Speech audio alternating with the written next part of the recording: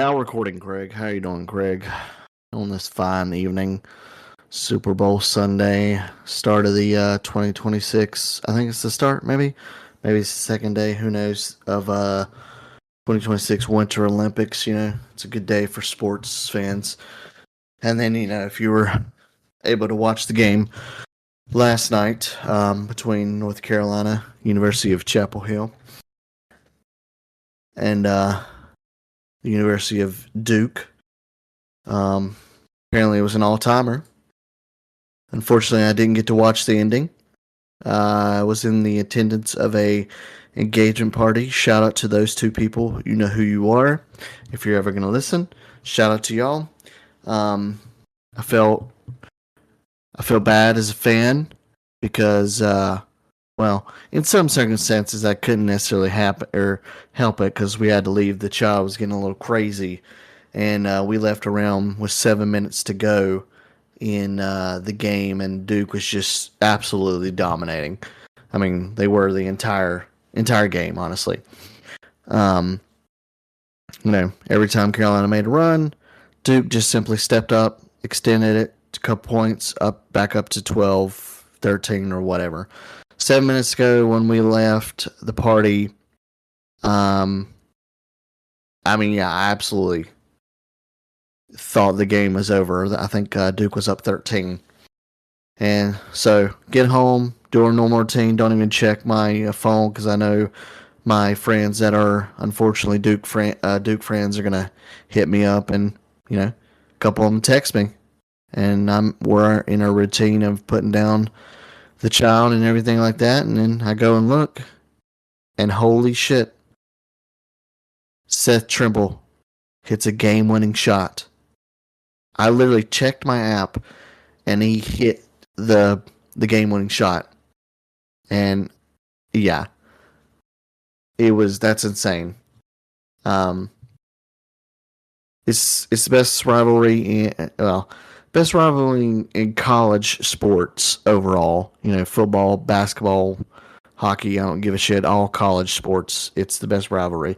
I personally still think it's second to only the Red Sox and Yankees, and I understand that most people don't even really consider that a big rivalry in the past couple of decades, but it's still, with the history it has, is still the biggest and the best rivalry in all of sports. But yeah, it's wonderful to be a part of this, bringing the stressful moments that the Carolina Duke games bring. Apparently, it was an all-timer. I've now rewatched the highlights like 5 times. I just rewatched the last 6 minutes of the game what I missed, and it's wonderful. It's wonderful. It's good day. It's a good day. Welcome back to the Bleeding Up Podcast. I don't even think I've actually put out the last episode. I will get on that, I promise you. It's been a busy-ass, mentally draining week and weekend. So, I'll get back on the track of posting, whenever I can. I don't know if anybody's going to join me tonight, and it's perfectly fine. But yeah. It's been a long week. About to start a whole new week. Getting closer to baby number 2. We out here. Shout out to the wife doing her thing. So we're getting prepared. So, but yeah, I'll get that other episode out. And then tonight's episode, it'll be, another short one or whatever. Just wanted to go over Nintendo's latest partner showcase, and they show off basically like their third party games that are coming to the Switch too, and it's some really good games, honestly. Next up, we'll have rumored next. I think it's either this coming week or next. We'll have a PlayStation State of Play. So 2026 is already starting with the big companies putting out their showcases and stuff. We already had Xboxes, so now we got Nintendo. Look forward to seeing what PlayStation puts out. I don't know, probably won't be anything big. But yeah. Just talk about these games. What are my thoughts? it's been a few days since I watched it. I've slept since then. My memory's already awful to begin with, so just bear with me in terms of what I'm going to be talking about. A little synopsis is I'm looking at the article GameSpot. I think they do it better than freaking IGN. For some reason, IGN just lists everything, and they don't list it in the order that it was shown. And GameSpot seems to be like how they do it, and that's what I would prefer when it comes to reading the article, talking about an article, or whatever. So I'll link it in the description of the episode whenever I put it out. So starting off, we had they showed off some more gameplay of Orbitals. It is a 80s anime inspired co-op game. The art style looks phenomenal. It gives you the 80s anime vibe, and it looks amazing. And for it to be a co-op game like Split Fiction, It Takes Two, Little Nightmares, and things like that. I wish I had somebody to play this with. I don't have really, like, Jordan has a Switch, but he doesn't. I don't think he would play this. So it's unfortunate. I wish it would come to a console or a PC and be like cross-platform and shit. But I hope it does. I think it'll do well on Switch. So it's coming Q3 2026. Next up, we had Paranorma Sight, The Mermaid's Curse. I really don't remember this one at all. It's a girl with no memories, strangers searching for mysteries, and a housewife investigating murders are all story threads that converge in the narrative-heavy game that is coming to Switch and Switch 2 later this year. So, one of those heavy narrative games that probably don't have a lot of gameplay, aspects to it and stuff. So, hopefully it does well. And then we had Tokyo Scramble, another one I didn't really pay attention to, but it's based in Tokyo, Japan. There's apparently there's a world of danger and dinosaurs in a stealth-focused game. It'll also have game share, which if the good thing about Nintendo Switch, you can share it to your friends. And it allows up to 4 players to control the action, and it's actually coming out February 11th. So, see, just the screenshot alone for me, yeah, not doing it. So, next up, Valheim. Is Valheim still in early access? Is Valheim in early access? Yes, Valheim is still in early access. It's been in its development phase since its initial release in 2021. Bro, we're going on 4 years and you're still in early access? Like, I think you're all taking advantage of that shit. I think me and Kiwi tried out Valheim on PC a little bit. It's neat. We didn't get too into it. Maybe we'll go back, highly doubt it. Maybe we'll get Jordan into it, because we're currently playing No Rest for the Wicked, and I'm digging the shit out of the game. I actually messaged them today and said, like, y'all are pissing me off because you're actually making me stay up till close to 2 o'clock in the morning, and I don't do that often because sleep, child, everything like that. But the game is awesome. I'm having so much fun in it, and it's been a long time since I've had a game that allows me mentally to stay up and focus and not want to fall asleep. And the only other one, unfortunately, is Super Call of Duty. Luckily, not been playing it a lot. Shout out to Black Hammer or Cumdubs or whatever. I know he's off doing his own thing, really enjoying Ark and Ark Raiders, so that's good. We are taking this is our biggest break since Warzone came out, so it's been awesome. But yeah, I hope finds an audience in the Switch ecosystem. I think it'll do well. Next up, then we had Hollow Knight.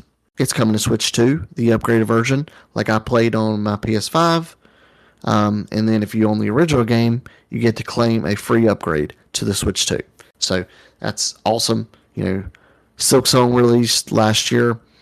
I don't know if they've is Silk. I've imagine. I think Silksong's on. Is Silksong out on Switch? Yes, it is on Switch. Awesome. So yeah, Hollow Knight coming to Switch 2. It's great.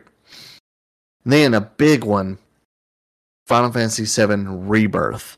We just had Intergrade come out for the Switch and Switch 2. Or maybe it was just Switch 2, I don't know. And then now we're going to have Rebirth coming June the 3rd. So I'm glad Square is learning and they're severing their ties with PlayStation exclusives. And I understand, they've had a long history with PlayStation, but it's hard for them to sell a big ass RPG like this for just PlayStation users. And then later down the line, PC. There's definitely rumors that the third one is going to release on everything at the same time, and that's going to do phenomenal things for them.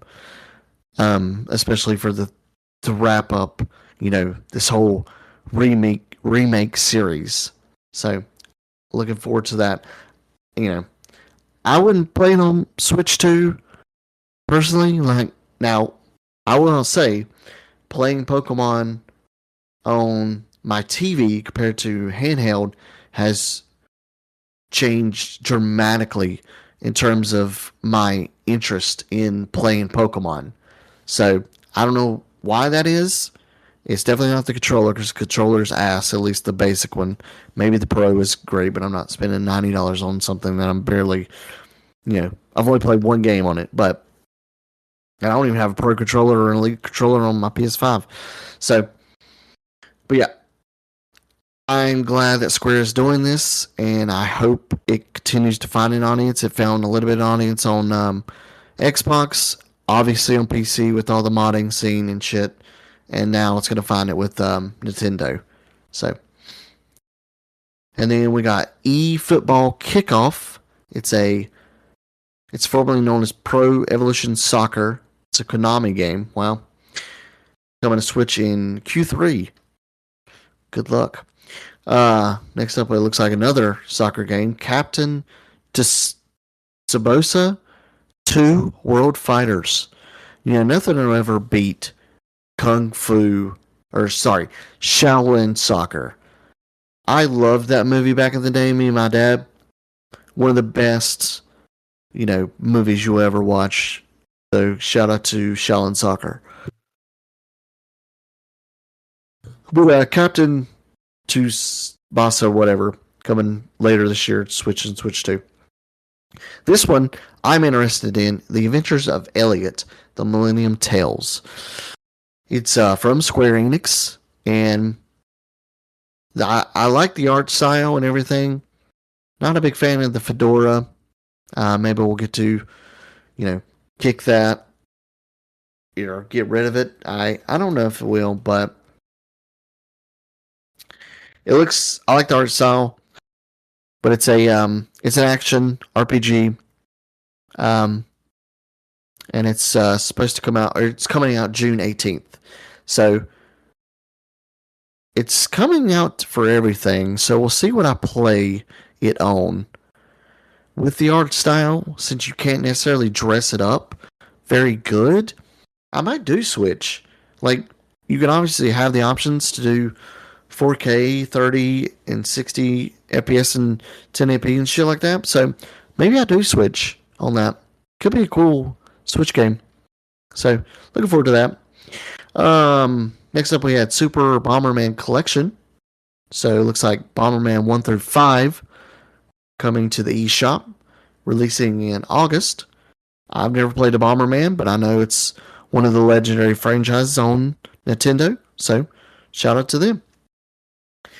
We got some more gameplay from Pragmata, Capcom. It's coming out on April 24th. There is a demo for everybody, including Switch 2 owners. I don't know if I'll check it out. It looks neat. I hope it finds enough audience for it to get good reviews. You know, Capcom, they take swings. You know, I wish they would freaking go back and do Dino Crisis, but I know they want to experiment with some things. Obviously, they've tried Exoprimal and was shit, but you know, could did Dino Crisis, like I said earlier, and will continue to say.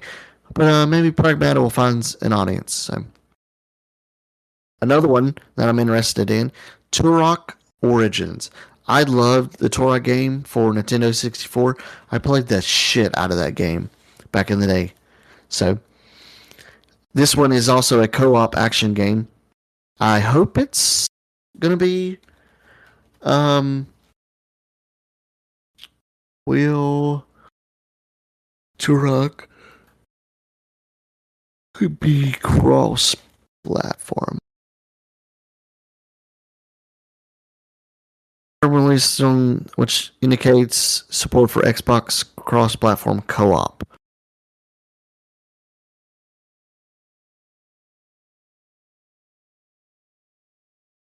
So, not sure how. I don't know how that'll work. Maybe PC to Xbox will be able to play if you play off of Xbox Store or something. I don't know. Looks fun. I do want to play it if it is cross-platform. Maybe me and Black Hammer will play it. So then, you know, of course, Todd Howard pops up kind of near the end and was talking about some shit. And there's been so much rumor going around. If you watched the Fallout TV series, season 2 is done. The season was great.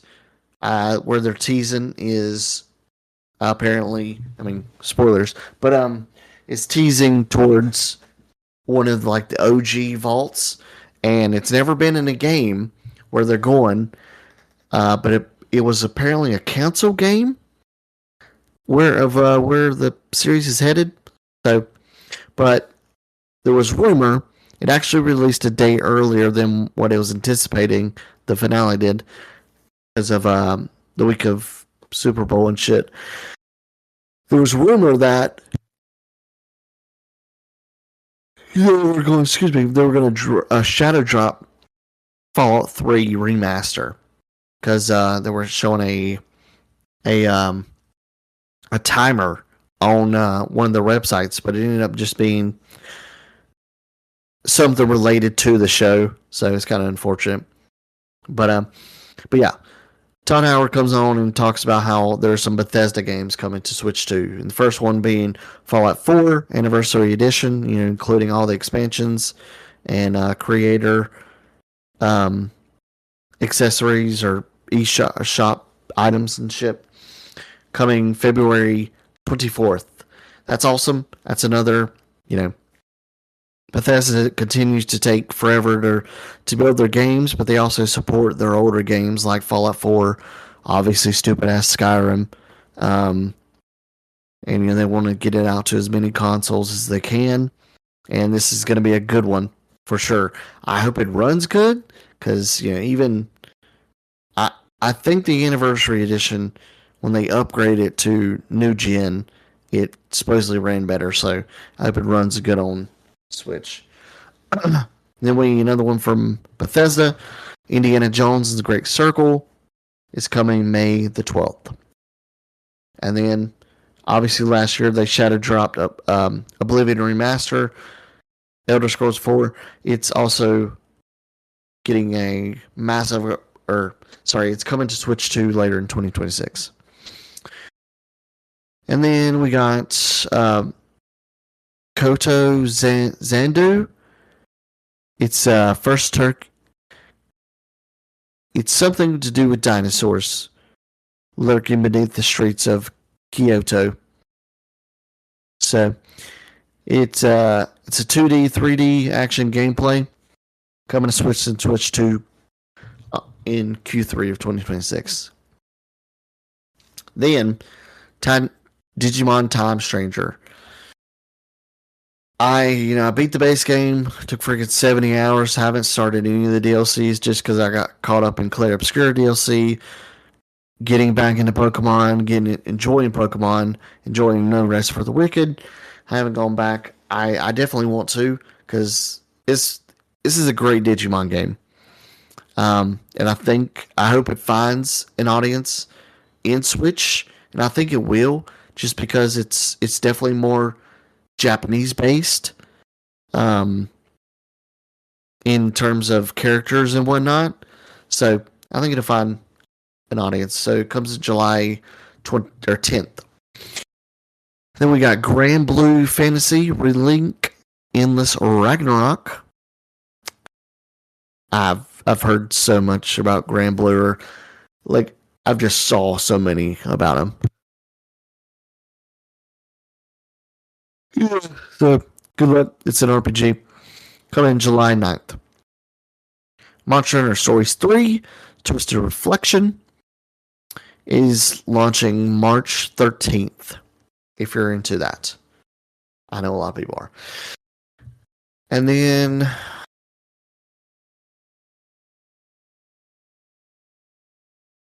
what is this? Arcade Archives. Oh yeah, this was talking about some of the older games coming to like their classic, how PlayStation does their classic and shit. So they got Rave Racer, retro titles like Cool Borders, bro. I played this shit out of Cool Borders on the PlayStation back in the day. I had the demo. I think it was for Cool Borders 3, and I got it right before, like I got the actual game right before Christmas. I don't know, sometime in the 90s or whatever. But we got the demo from Media Play, and I played the shit out of it, trying to get as good as I could. So, and then Ninja Gaiden 2 and Sonic Wings Special.